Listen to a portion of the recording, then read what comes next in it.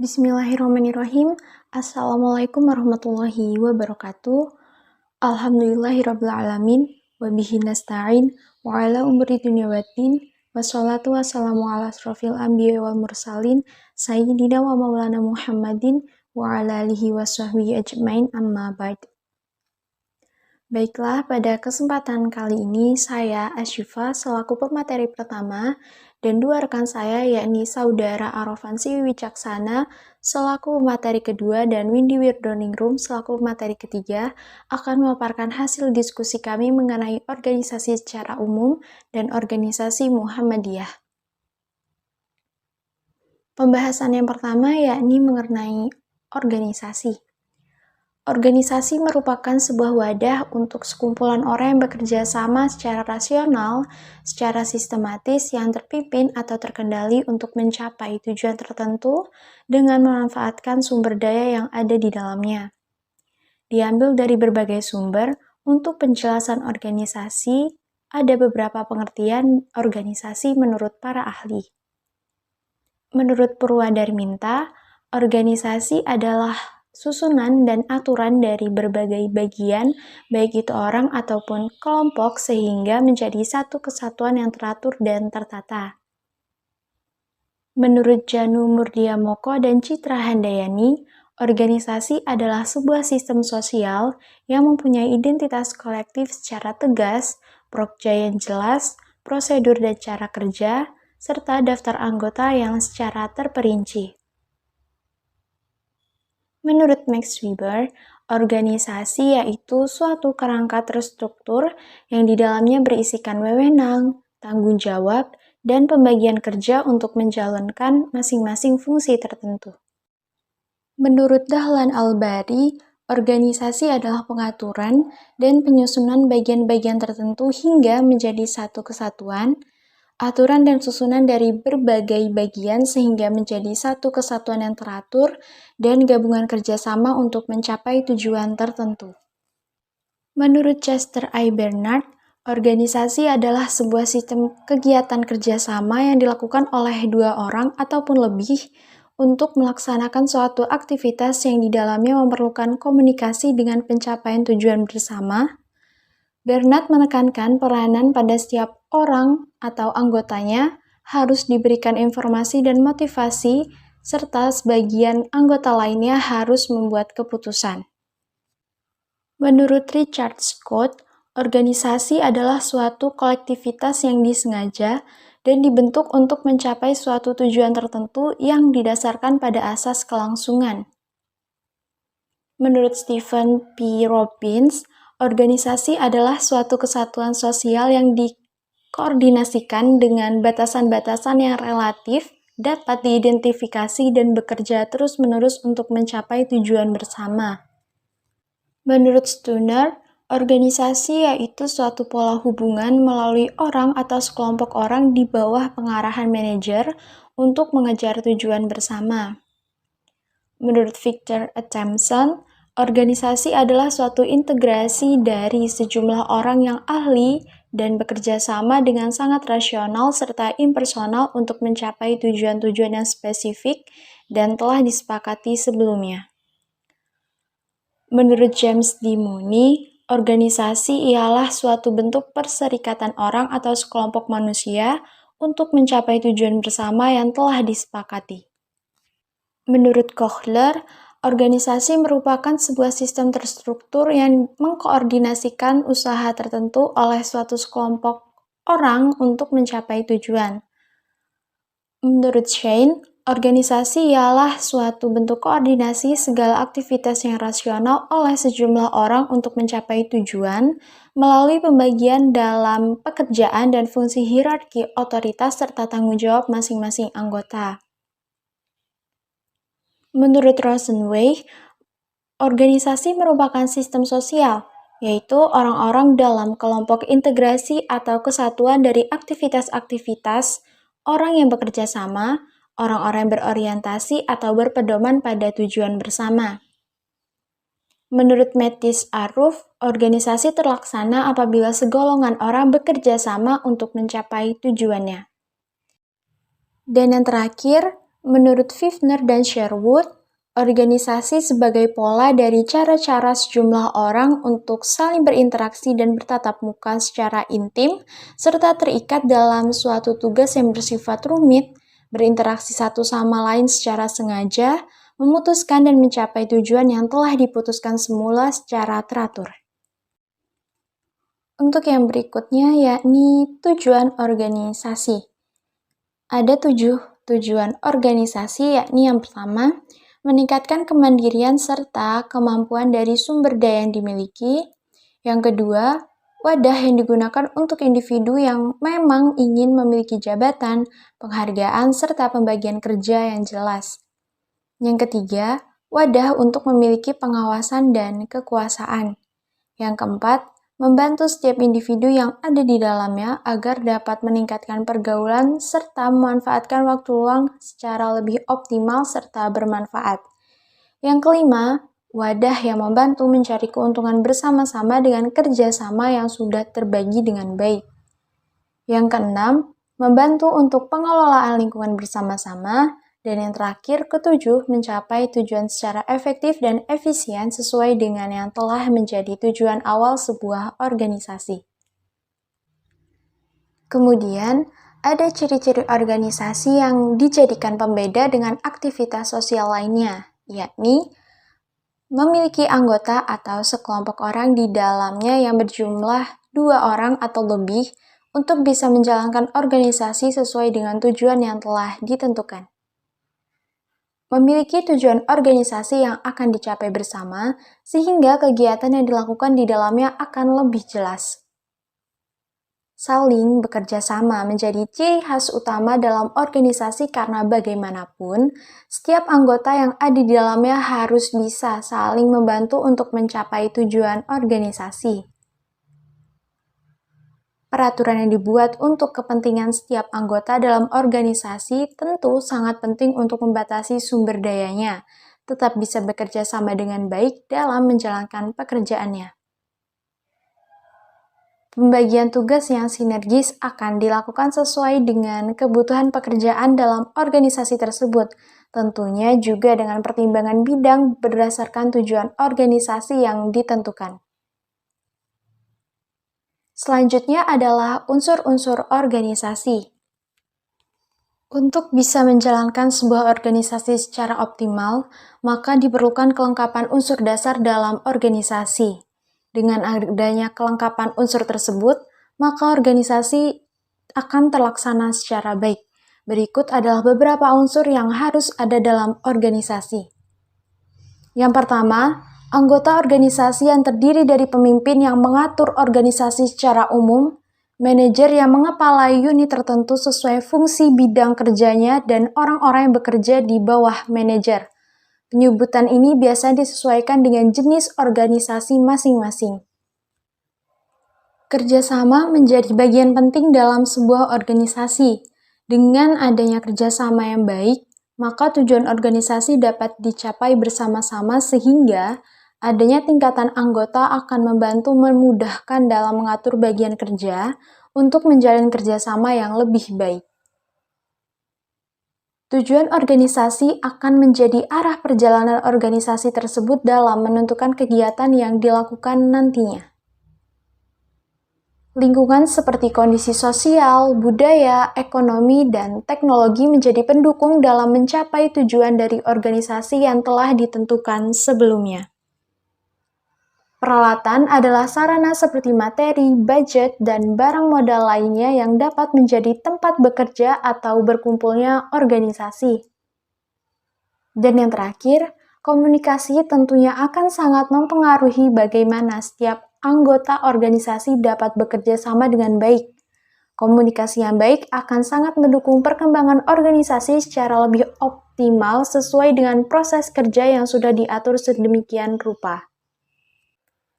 Selanjutnya adalah organisasi yang ideal. Jalannya sebuah organisasi yang baik tidak terlepas dari tingkat kerjasama semua lini yang ada dalam organisasi itu sendiri. Selain itu, sebuah proses pelaksanaan program yang dilakukan sebuah organisasi dalam upaya mencapai tujuan organisasi ditunjang dengan manajemen yang disepakati untuk mencapai tujuan organisasi. Suatu organisasi dikatakan ideal apabila memiliki hal-hal sebagai berikut. Organisasi mempunyai tujuan dan sasaran utama untuk dicapai bersama-sama. Artinya, organisasi diciptakan tidak untuk kepentingan sendiri, tetapi untuk kepentingan bersama anggotanya. Organisasi harus mempunyai aturan, di mana aturan tersebut harus ditaati oleh setiap anggota. Tujuan aturan tersebut untuk organisasi agar terkendali dan terorganisir. Organisasi termanajemen untuk mencapai tujuan, maka diperlukan kerja sama tim. Organisasi harus terkoordinasi dalam tugas, di mana pemimpin yang baik yaitu pemimpin yang mengajarkan anggotanya sebelum memberikan perintah untuk dikerjakan. Dan yang selanjutnya adalah manfaat berorganisasi. Secara umum, manfaat berorganisasi adalah melatih kedisiplinan, keberanian, mengembangkan kemampuan, baik kemampuan yang sederhana maupun kemampuan yang baru, unik, dan berbeda dari kebanyakan orang.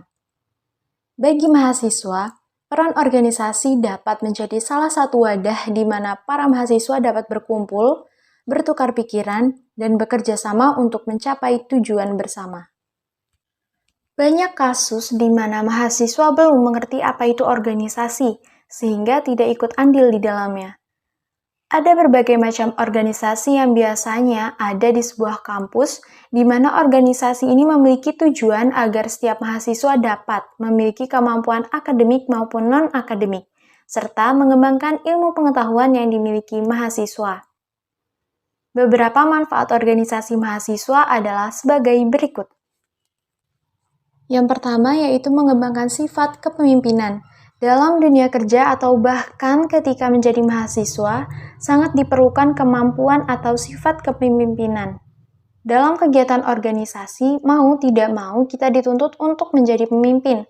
Berawal dari memimpin diri sendiri, lalu bertahap pada sekelompok orang dan lingkup yang lebih besar. Kepemimpinan dalam diri sendiri seperti kemampuan untuk manajemen waktu, di mana mahasiswa yang mengikuti organisasi pasti harus bisa membagi waktunya antara belajar dan berorganisasi. Mengatur waktu akan menjadi sebuah masalah besar jika setiap individu tidak bisa membaginya dengan baik. Maka dari itu, diperlukan manajemen waktu yang baik agar setiap tindakan yang direncanakan terlaksana dengan maksimal. Ketika sudah bekerja nantinya, mahasiswa yang mengikuti organisasi akan sedikit lebih terlatih untuk mengatur waktu dan menetapkan skala prioritas ketika dihadapkan dengan banyak tugas dan tuntutan yang harus dikerjakan. Ketika dalam organisasi ada kegiatan atau event, sangat dibutuhkan jiwa-jiwa kepemimpinan agar kegiatan bisa berjalan dengan baik. Ketika bisa berlatih menjadi pemimpin, maka akan sangat berguna dalam dunia pekerjaan yang menuntut orang bekerja dengan profesional. Yang kedua, organisasi dapat memperluas pergaulan, membentuk pola pikir yang baik bagi mahasiswa, meningkatkan kemampuan berorganisasi antar sesama anggota organisasi, mengasah kemampuan sosial yang biasanya mahasiswa yang tergabung dalam organisasi memiliki sikap sosial yang lebih tinggi dibandingkan mahasiswa yang tidak ikut organisasi. Dapat mengatur waktu, memperbagus CV, menentukan jati diri, dan lainnya. Mengejar nilai akademik dan mengejar gelar sarjana itu penting dan utama. Namun, organisasi juga menjadi alat untuk implementasi teori yang bisa digunakan sebagai bekal dalam dunia pekerjaan nantinya. Menjadi seorang mahasiswa merupakan suatu kesempatan bagi kita untuk belajar dan mengembangkan diri, baik itu kemampuan hard skill ataupun soft skill. Salah satunya adalah dengan aktif di organisasi. Untuk materi yang selanjutnya adalah struktur organisasi Muhammadiyah dari tingkat pusat hingga ranting. Yang pertama ada pimpinan pusat Muhammadiyah. Pimpinan pusat Muhammadiyah adalah pimpinan tertinggi yang memimpin Muhammadiyah secara keseluruhan. Pimpinan pusat terdiri atas kurang-kurangnya 13 orang yang telah dipilih dan ditetapkan oleh Muktamar untuk satu masa jabatan dari calon-calon yang diusulkan oleh Tanwir. Tugas pimpinan pusat Muhammadiyah adalah mengendalikan pelaksanaan kebijakan pimpinan pusat dan pembantu pimpinannya. Kegiatan daerah dalam wilayahnya sesuai dengan kewenangannya, membina, membimbing, mengintegrasi, dan mengkoordinasi kegiatan pembantu pimpinan dan organisasi otonom tingkat wilayah. Pimpinan pusat adalah pimpinan yang tertinggi memimpin persyarikatan secara keseluruhan. Sesuai dengan kedudukannya seperti itu, maka pimpinan pusat mempunyai fungsi sebagai berikut. Yang pertama, memimpin dan menetapkan kebijaksanaan persyarikatan serta keputusan muktamar dan tanwir. Kemudian yang kedua, tafsiskan, mengundangkan, dan menyatakan berlakunya keputusan-keputusan muktamar dan tanwir serta mengawasi pelaksanaannya. Kemudian yang ketiga, menetapkan rencana kegiatan persyarikatan berdasarkan program persyarikatan yang diputuskan muktamar dan tanwir. Yang keempat, memimpin pelaksanaan rencana kegiatan persyarikatan dan keputusan muktamar dan tanwir lainnya. Yang kelima, melaksanakan pengawasan dan pengendalian terhadap pelaksanaan rencana kegiatan serta keputusan muktamar lainnya. Yang terakhir yaitu mewakili persyarikatan di dalam dan di luar pengadilan. Yang selanjutnya ada pimpinan wilayah. Pimpinan wilayah Muhammadiyah memimpin Muhammadiyah dalam wilayahnya serta melaksanakan kebijakan pimpinan pusat. Pimpinan wilayah terdiri atas sekurang-kurangnya 11 orang yang telah ditetapkan oleh pimpinan pusat untuk satu masa jabatan dari calon-calon yang dipilih dalam musyawarah wilayah. Ketua pimpinan wilayah ditetapkan dari usul calon-calon anggota pimpinan wilayah terpilih yang telah disahkan oleh musyawarah wilayah. Tugas pimpinan wilayah adalah memimpin dan bertanggung jawab atas jalannya persyarikatan di wilayahnya. Pimpinan wilayah adalah pimpinan persyarikatan dalam wilayahnya yang memiliki fungsi dan tugas sebagai berikut. Yang pertama, menetapkan kebijaksanaan persyarikatan dalam wilayahnya berdasarkan kebijaksanaan pemimpin pusat dan keputusan musyawarah wilayah atau rapat pimpinan tingkat wilayah. Kemudian yang kedua, keputusan-keputusan musyawarah wilayah, rapat pimpinan tingkat wilayah memimpin serta mengendalikan pelaksanaannya. Kemudian yang ketiga, memimpin dan mengendalikan pelaksanaan kebijakan atau instruksi pimpinan pusat dan pembantu pemimpinnya. Kemudian yang keempat, membimbing dan meningkatkan amal usaha serta kegiatan daerah dalam wilayahnya sesuai dengan kewenangannya. Yang terakhir atau yang kelima, membina, membimbing, mengintegrasi, dan mengkoordinasi kegiatan pembantu pimpinan dan organisasi otonom tingkat wilayah. Yang selanjutnya ada pimpinan daerah. Secara jenjang struktural, pimpinan daerah Muhammadiyah setingkat dengan kabupaten. Pimpinan daerah Muhammadiyah mempunyai fungsi koordinatif bagi seluruh pimpinan Muhammadiyah yang ada dalam suatu kabupaten. Pimpinan daerah terdiri atas sekurang-kurangnya 9 orang yang ditetapkan oleh pimpinan wilayah untuk satu masa jabatan yang telah dipilih dalam musyawarah daerah. Ketua pimpinan daerah ditetapkan oleh pimpinan wilayah dari dan atas usul calon-calon anggota pimpinan daerah terpilih yang telah disahkan oleh musyawarah daerah. Pimpinan daerah memiliki fungsi dan tugas sebagai berikut. Yang pertama, menetapkan kebijaksanaan persyarikatan dalam daerahnya berdasarkan kebijaksanaan pimpinan di atasnya dan keputusan musyawarah daerah tingkat daerah. Mentanfiskan keputusan-keputusan musyawarah daerah atau rapat pimpinan tingkat daerah, memimpin serta mengendalikan pelaksanaannya.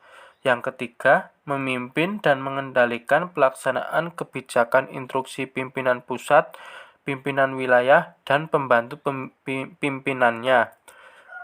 Yang keempat, membimbing dan meningkatkan amal usaha serta kegiatan cabang dalam daerahnya sesuai dengan kewenangannya.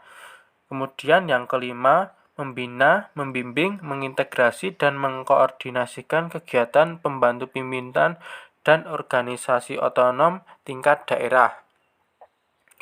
Yang selanjutnya ada pimpinan cabang. Pimpinan cabang Muhammadiyah adalah pimpinan persyarikatan dalam cabangnya yang memimpin dan bertanggung jawab mengenai jalannya persyarikatan dalam cabangnya. Pimpinan cabang terdiri sekurang-kurangnya 7 orang ditetapkan oleh pimpinan daerah untuk satu masa jabatan dari calon-calon yang dipilih dalam musyawarah cabang. Ketua pimpinan cabang ditetapkan oleh pimpinan daerah dari dan atas usul calon-calon anggota pimpinan cabang terpilih yang disahkan dalam musyawarah cabang. Pimpinan cabang mempunyai fungsi dan tugas sebagai berikut. Yang pertama, menetapkan kebijaksanaan persyarikatan dalam cabangnya berdasarkan kebijaksanaan pimpinan di atasnya dan keputusan musyawarah cabang atau rapat pimpinan tingkat cabang. Kemudian yang kedua, mentanfiskan keputusan-keputusan musyawarah cabang atau rapat pimpinan tingkat cabang, memimpin serta mengendalikan pelaksanaannya. Kemudian yang keempat, memimpin dan mengendalikan pelaksanaan kebijakan instruksi pimpinan pusat, pimpinan wilayah, pimpinan daerah, serta pembantu pemimpinnya. Yang keempat, membimbing dan meningkatkan amal usaha serta kegiatan ranting dalam cabangnya sesuai dengan kewenangannya.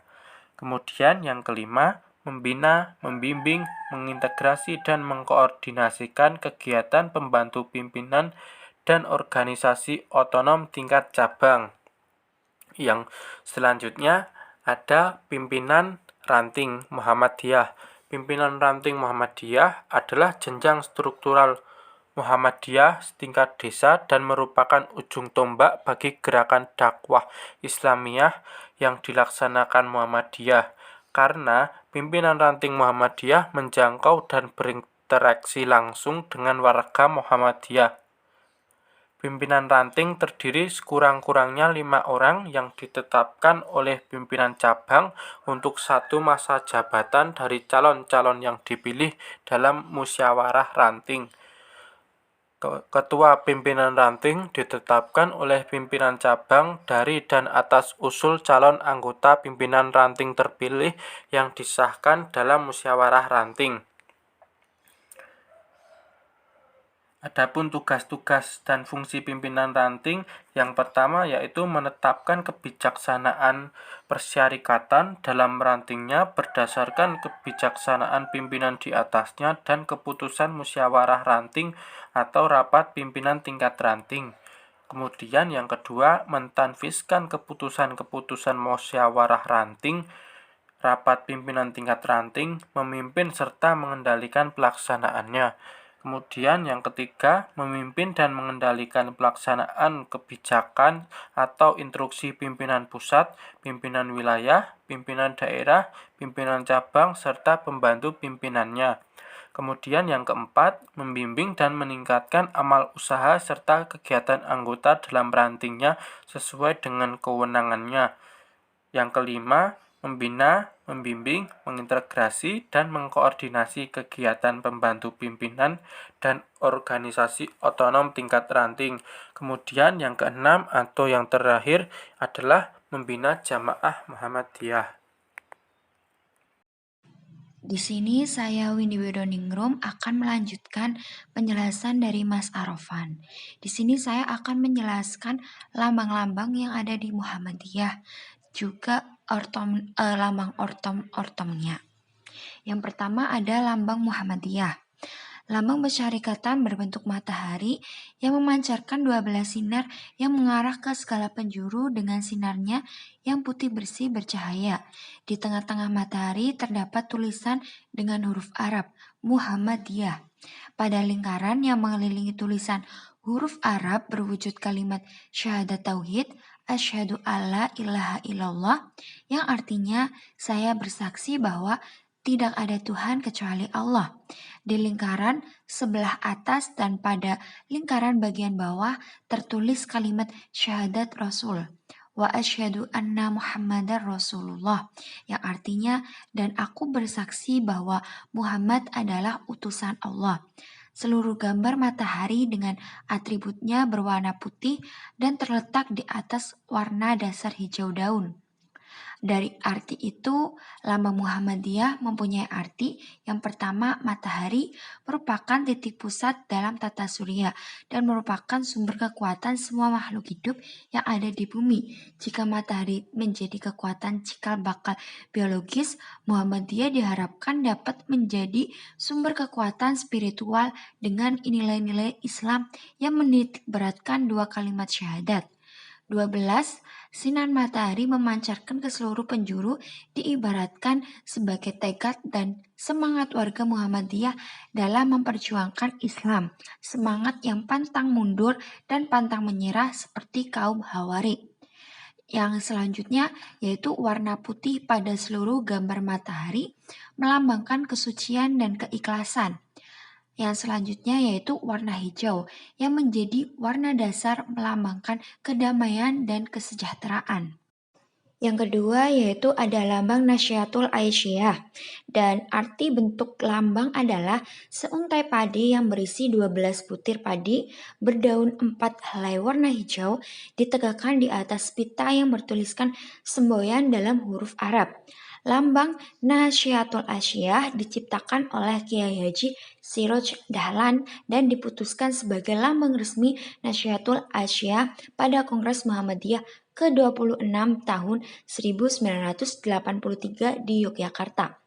Arti lambang Nasyatul Aisyah adalah sebagai berikut. Yang pertama, makna padi. Semakin berisi, semakin merunduk, bahwa setiap anggota Nasyatul Aisyah semakin memperoleh ilmu, semakin menjadi manusia yang taat dan tunduk kepada hukum dan menjauhkan diri dari sifat takabur. Padi melambangkan kesuburan dan kemakmuran, serta memberi manfaat bagi masyarakat. Yang kedua, makna 12 butir pada setiap anggota Nasyatul Aisyah senantiasa berbuat kebaikan sepanjang tahun yang jumlahnya bulannya ada 12. Selain itu mengandung harapan agar anggota Nasyatul Aisyah mencontohkan sikap dan perjuangan kaum Hawarauli, yaitu 12 sahabat Nabi Isa alaihi salam yang berikrar untuk berjuang membantu Nabi Isa alaihi salam dalam menegakkan agama Islam. Selanjutnya, makna 4 helai daun. Sepasang ke atas dan sepasang ke bawah seperti pepatah. Patah tumbung hilang berganti. Dalam lambang tersebut digambarkan bahwa sebelum pepatah sudah dipersiapkan penggantinya.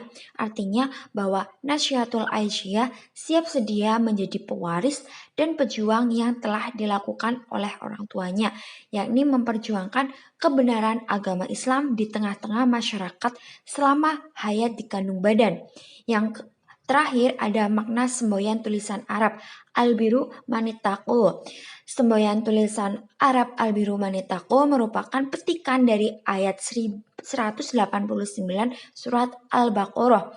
Maksudnya bahwa sebenar-benarnya kebajikan dan keutamaan predikat termulia bagi seseorang adalah terletak pada takwanya kepada Allah Subhanahu wa taala. Yang ketiga, saya akan menjelaskan mengenai lambang pemuda diciptakan oleh Haji Syarbini. Gambar ini merupakan setangkai kucuk melati dengan 2 daun di atas pita bersemboyan Fastabikul Khairat. Nah, ukurannya yaitu bulat, diameter disesuaikan kebutuhan harmonis. Arti dari lambang ini, yang pertama warna dasar melati. Hijau artinya lambang kedamaian, kesuburan, kesabaran, dan kesegaran. Yang kedua, warna kucuk melati dan tulisan Fastabikul Khairat. Putih melambangkan kesucian, ketulisan, dan keikhlasan. Yang ketiga ada bunga melati, lambang kesatriaan, kecintaan, dan keharuman, mencerminkan kepribadian pemuda Muhammadiyah yang tegas, pantang menyerah, menebar cinta kasih kepada sesama, dengan senantiasa meninggalkan nama harum bagi nusa dan bangsa. Melati adalah bunga khas Indonesia. Oleh karena itu, pemuda Muhammadiyah senantiasa menunjukkan sikap setia kepada bangsa dan negara. Yang keempat, tangkai bunga, yaitu satu melambangkan tauhid. Dan yang kelima ada 6 kelompok bunga bermakna rukun iman.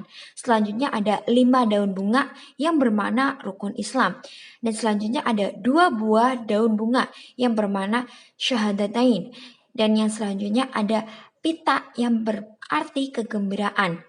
Dan yang terakhir, fastabiqul khairat yang artinya berlomba-lomba dalam mengamalkan kebaikan dan keutamaan. Selanjutnya saya akan menjelaskan mengenai lambang IMM. Lambang IMM adalah pena yang berlapis dengan 3 warna, kemudian di tengah bertuliskan IMM. Terdapat bunga melati dan pita yang tercantum tulisan Arab fastabiqul khairat serta matahari bersinar. Lebih jelasnya terurai pada selanjutnya ya. Yang pertama ada warna. Warnanya terdiri dari warna kuning, merah, dan hitam. Warna kuning kemuliaan tujuan. Hal ini bermaksud agar mahasiswa sebagai kader penulis Muhammadiyah harus memiliki tujuan hidup yang mulia. Warna merah keberanian dalam berpikir, berbuat, dan bertanggung jawab. Warna hitam yaitu kekuatan, ketabahan, dan keabadian semangat berfastabiqul khairat. Warna putih kesucian dan keikhlasan. Yang selanjutnya warna hijau kesejahteraan, kesabaran. Tulisan IMM itu bermakna identitas organisasi atau singkatan dari Ikatan Mahasiswa Muhammadiyah. Bunga melati bermakna IMM sebagai penerus perjuangan Persyarikatan Muhammadiyah atau Kader Muhammadiyah. Selanjutnya yaitu makna dari kucup yaitu Kader Muhammadiyah. Yang selanjutnya 6 kelopak yaitu bermakna rukun iman yang terdiri dari iman kepada Allah, kepada malaikat, kepada kitab-kitab Allah, kepada rasul-rasul Allah, kepada hari akhir, dan iman kepada qada dan qadar. Selanjutnya tangkai bermakna tauhid atau mengesahkan Allah. Selanjutnya makna dari 5 garis itu mempunyai bermakna rukun Islam yang terdiri dari 2 kalimat syahadat, mendirikan sholat, mengerjakan puasa, membayar zakat, dan juga menunaikan haji. Yang selanjutnya makna 2 daun yaitu syahadatain. Syahadat terdiri dari 2 kalimat syahadat persaksian yang disebut dengan syahadatain. Selanjutnya yaitu tulisan di pita yaitu fastabiqul khairat, berlomba-lomba dalam kebaikan. Pita mempunyai makna kegembiraan. Selanjutnya ujung menggulung mempunyai makna kebulatan dalam bertekad. Selanjutnya yaitu sinar matahari mempunyai makna lambang Muhammadiyah bagian dari Muhammadiyah atau Muhammadiyah. Selanjutnya yaitu makna dari lapis 3 yaitu iman, Islam, dan ihsan atau iman, ilmu, dan amal. Dan yang terakhir, makna dari perisai pena yaitu mempunyai semangat menuntut ilmu atau orang yang menuntut ilmu. Selanjutnya saya akan menjelaskan lambang IPM. Memiliki lambang organisasi berupa segi 5 berbentuk pena yang berwarna hijau yang berarti keabadian dan keilahian. Bergambar matahari berwarna kuning melambangkan orto Muhammadiyah dan keagungan. Dan buku di tengah berwarna putih melambangkan pengetahuan dan kesucian. Logo Ikatan Pelajar Muhammadiyah adalah berupa bentuk segi 5 perisai yang runcing di bawah gambar matahari yang berwarna kuning. Di tengah bulatan matahari terdapat gambar buku warna putih dan di bawah bulatan matahari terdapat tulisan ayat Al-Quran. Surat Al-Qalam ayat 1 yang berbunyi Nun wal qalami warna yasturun yang merupakan semboyan IPM.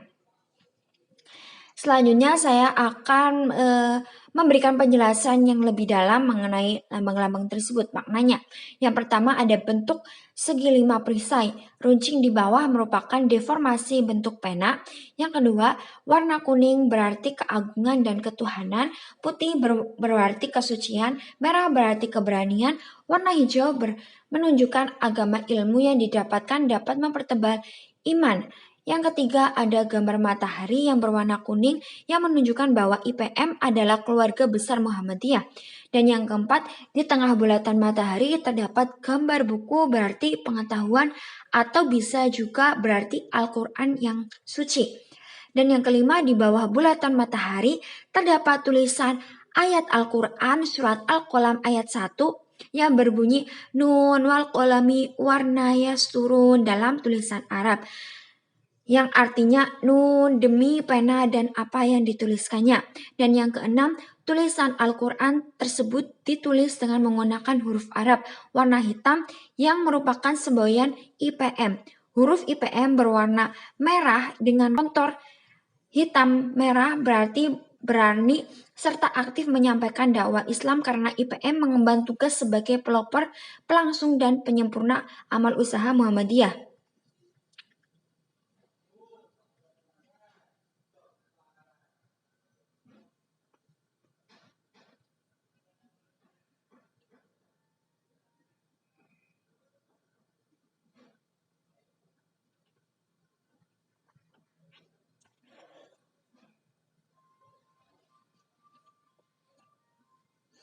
Selanjutnya saya akan menjelaskan mengenai lambang Hizbul Wathon. Adalah lingkaran dengan gambar matahari bersinar utama 12 dengan monogram Hizbul Wathon di tengahnya. Sinar utama matahari sebanyak 12 bermakna bahwa setiap pandu Hizbul Wathon diharapkan mampu memancarkan sinar pribadi Muslim sehari penuh dengan kepaduan masyarakat, bangsa, dan negara.